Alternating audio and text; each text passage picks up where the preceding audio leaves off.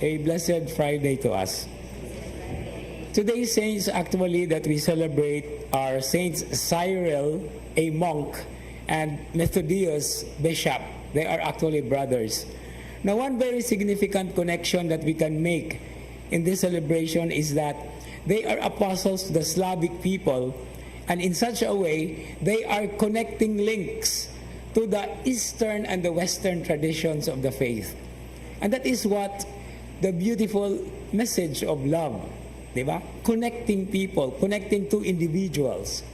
And the gospel reading adds an importance to being open, because that is what love is all about, to be open to the feelings, the heart, and open to God's love as well, or most of all, if not to say the least. Now, what is interesting in today's first reading, however, is another thing about connection.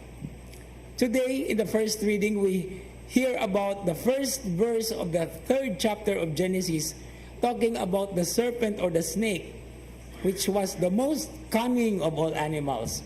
Now, the word cunning or wise actually is a very beautiful word that opens the episode, but connects the previous episode, where yesterday we were told that after Eve was created, both of them were not ashamed even if they were naked.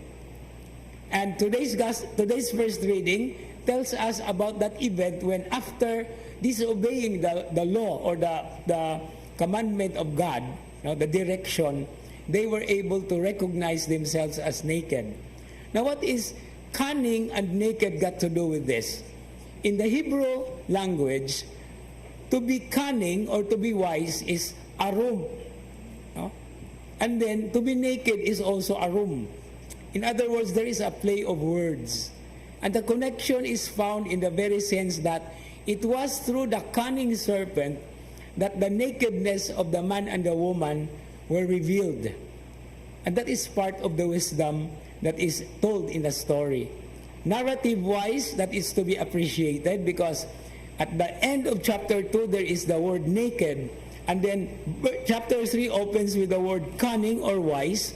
And then towards the end of chapter 3, our first reading today, there is the revelation of the man and the woman as naked as they felt it themselves.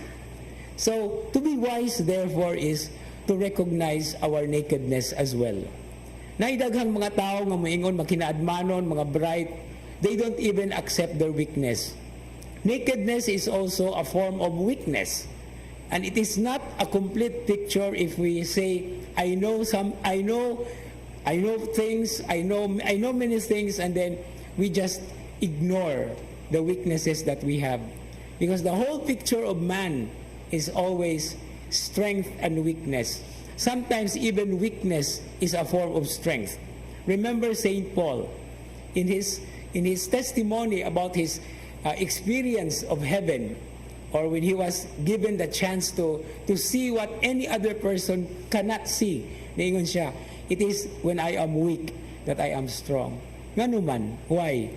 Because the weakness that we acknowledge is the entry point of God's strength in our lives. And that is what love is. Love strengthens everyone who is so particularly open to the workings of love and to the workings of God in our lives. But if we are strong and we do not know how to accept our weakness, then there's no room for it. So, ato agad ang tanawon. Because the weakest point of a person may be the strongest entry point of God's care, love, and help. And that is always what we talk about love. That is always what we talk about concern. That is always what we talk about being in love with the Lord and being in love with other people, with our brothers and sisters, especially those who are close to us. Not in the amorous sense of love, but in the sense that without others, we are not complete. And we can even say, without me, somebody will never be complete at all. But that is God's gift. And so as we continue realizing all these things, most especially looking into the weakness that we actually own, that we actually would like to share with other people, so that God can touch us in many ways than one, let us constantly be thankful for the greatest love that God has manifested by sending His Son, who actually also embraced our weaknesses. Amen.